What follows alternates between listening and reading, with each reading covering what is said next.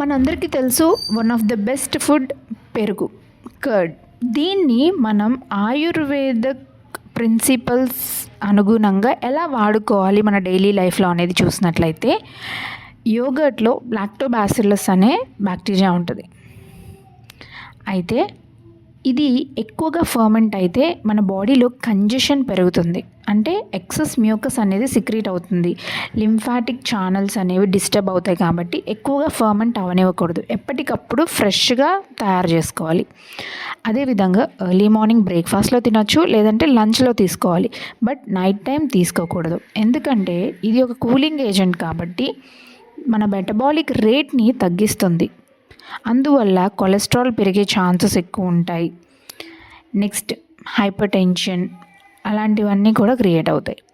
And అదేవిధంగా దీన్ని heat చేయకూడదు. ఇది తీసుకునేటప్పుడు కూడా either honey or ghee or sugar add చేసుకొని తీసుకోవాలి.